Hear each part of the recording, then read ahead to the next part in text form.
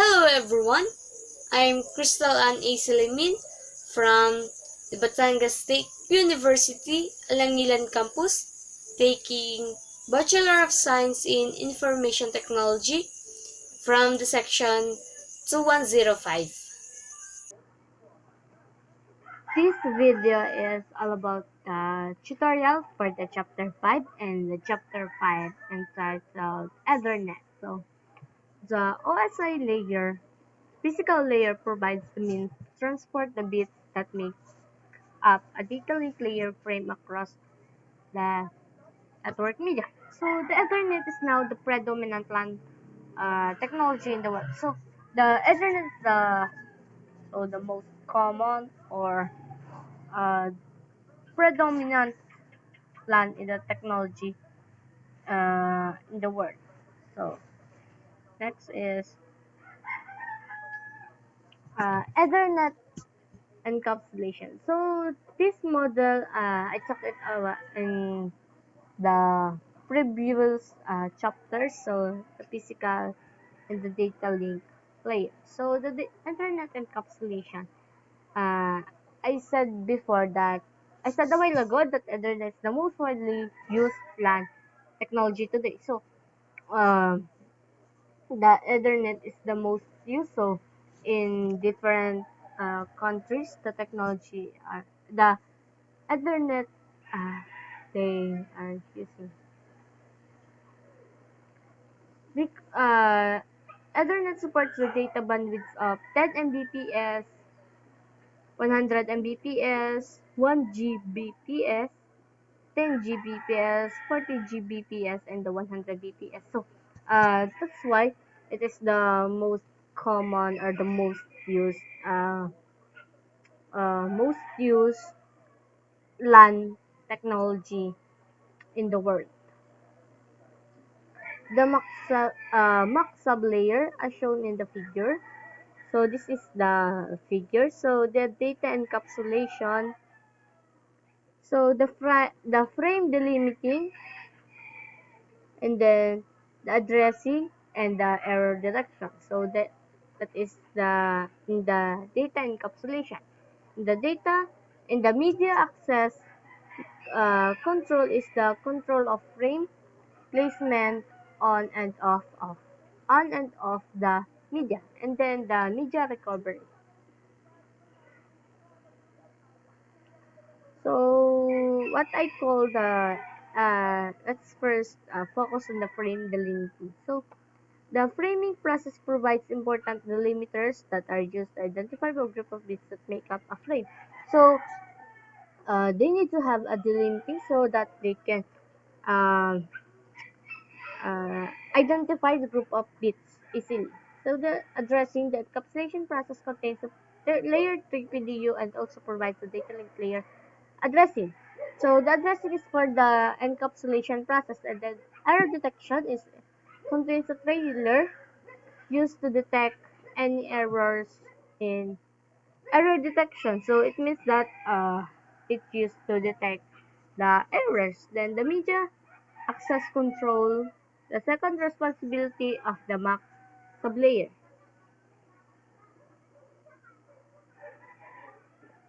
The Ethernet evolution. Since the creation of Ethernet in 1973, so 1973 is the year where the Ethernet create. Standards have evolved for specifying faster and more flexible version of the technology. MAC address and hexadecimal. So let's focus on this figure. So decimal and binary equivalents of 0 to F hexadecimal. So in decimal, so it is from 0 to 15, 0 15. Then in binary, so the number is only is, uh, it is either 0 or 1 only. In hexadecimal, it is a combination of 0 up to 9 and then A to F. So this one, the hexadecimal.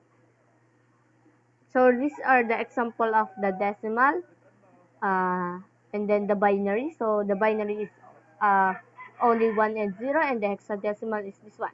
So it is a combination. It has a combination of numbers and letters. The MAC address Ethernet identity. So they have a figure here. So organizational unique identifier, or the OUI, 24 bits. The vendor assigned 6 hexadecimal digits, the zero, and the Cisco. So this one, MAC address structure. So the MAC address value is direct result of IEEE enforced rules for the vendor to ensure globally unique addresses for each Ethernet devices. So the MAC address is also the address. So the value of this is the direct result of the IEEE enforced rules for vendors to ensure the MAC address should be unique. It doesn't need to be as a same address. So because if it is has a same address, so uh, the sender will uh, will not know where he will or they will put or they will send their message. So that's why it needs to be unique. So the frame processing, the MAC address is often referred to as burnt-in address, or the BIA, because historically the address is burnt into ROM, or read-only memory, on the NIC. So it says here that the uh, it is referred to the burnt only because it is uh, because it is burnt into read only. So it we nothing we can do that but to read. So let's play this one. I need to send information to H3. So this one will send to H3. This one is the H3. This one is not addressed, I shall ignore it. So um this one send the message to all PC, but the H2, it says that this is not addressed to me, I shall ignore it. So also to H4. So they have the H1 has a table here. So it is only addressed to the H3. So that's why H3 says that this is mine. MAC address representation. A window host, the ipconfig /all command can be used to identify the MAC address on the net adapter. So this is the physical address. So this is like if you type in ipconfig /all, so this one will display unicast MAC address. So unicast IP and MAC destination addresses are used by the source to forward a packet.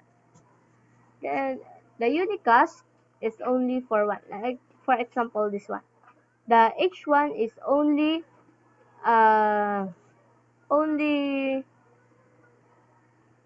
connected to this one switch. So let's see. The broadcast MAC address. So a broadcast packet contains a destination IPv4 uh, address that has only once in the host portion. The one. So this one. Just like this one. Broadcast IP and destination MAC address are used by the source to forward a packet to all hosts on the network. So let's go now to multicast MAC address. Multicast addresses allow a user device to set a group of devices.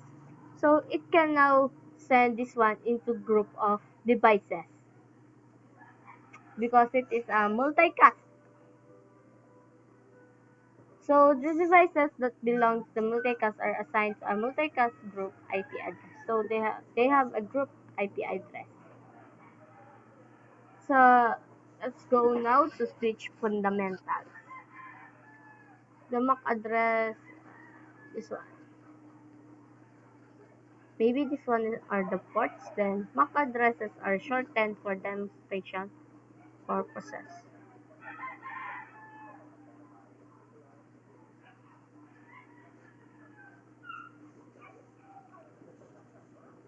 Learning MAC addresses. So the port one is, said before, these are the ports, port and source MAC address added. So the one. So the A is connected to the one port. Then B is for the 2, 3 is for C, 4 is for D. So I don't have the source MAC address and the incoming port in my table. So I will add it. So since that the one port is only here in the table, so that's why the 2 will add here, the 3 will add here, and the 4 will add. Filtering the frame. So don't have the source MAC addresses and it comes for my table. So I will. So the port is already in this. As the switch receives frames from different devices, it's only available to populate its MAC address table by examining the source MAC address of every frame. So it says that.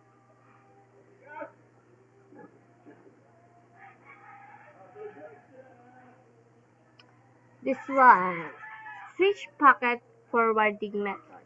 The store and forward. So let's start with the store and forward. Switch receives the entire frame and computes the CRC.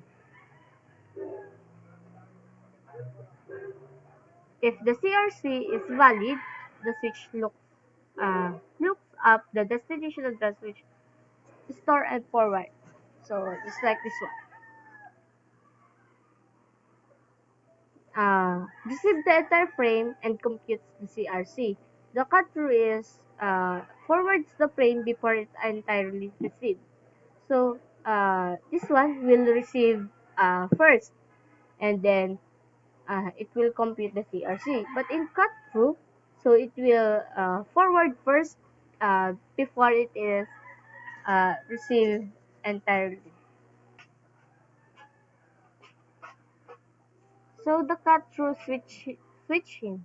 So they have the animation here.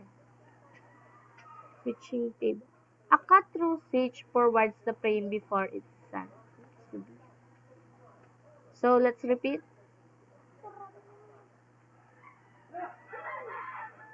So they send it uh, uh, so it forwards first the frame, then they send it here. So then they send it, and then the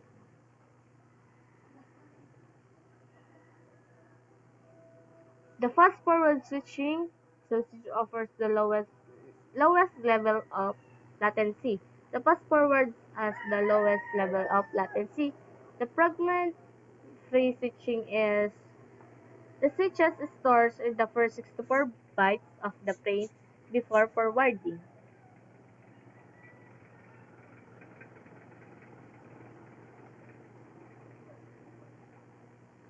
The duplex and speed set. Let's first talk about the full duplex. Both ends of the connection can send and receive simultaneously. So if full duplex, so they can both ends. So it means that here the PCA and the S2 or the switch 2 can send and receive at the same time. However, in the half duplex, only one end of the connection can send at a time. So like for example this one. So in the PCA, will send in the switch 2 and the switch 2 receive it. Then the switch 2 will send into PCA and the PCA will receive. So it is it uh, they send the data and they receive the data at the same time. So the difference of the two is the full duplex they can send and receive at the same time. In half duplex, they need to wait for their turn. So auto MDIX. So detects the type of connection required and configure the interfaces accordingly. So they have the data switch, then switch to router, switch to PC. So uh, they are they need or they have different types of connection, and the the MDIX detects that type of connection.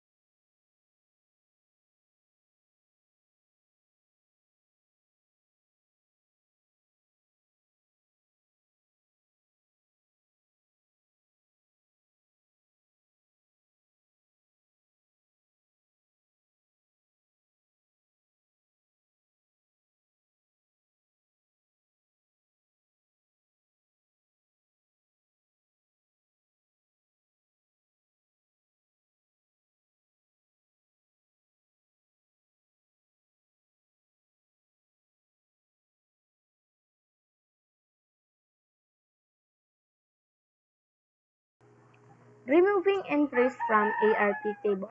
For each device, an ARP catch timer removes ARP entries that have not been used for the specific period of time. So I will remove this ARP entry if I have not used in the tool. Like for example, if this PC this ARP entry did not use for the 2 minutes, so they will remove that. This one, ARP table. On a Cisco router, the show IP ARP command is used to display the ARP table. So if you want to display the this ARP table, you just type the command show IP ARP. Then uh, this table will display.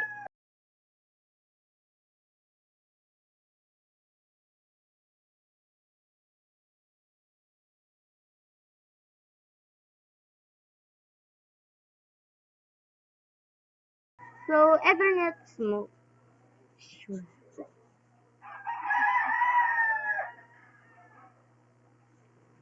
On the most Ethernet networks, end devices are typically connected on a point-to-point basis to a layer 2 full duplex switch. So a layer 2 LAN switch performs switching and filtering base. So uh, this chapter uh, to conclude that, so this chapter is about the ARP tables, the MAC addresses, the full duplex and the half duplex. The half duplex only send one at a time, but in the full duplex, they can send and receive uh, at the same time. So that's all for this video. Thank you for watching.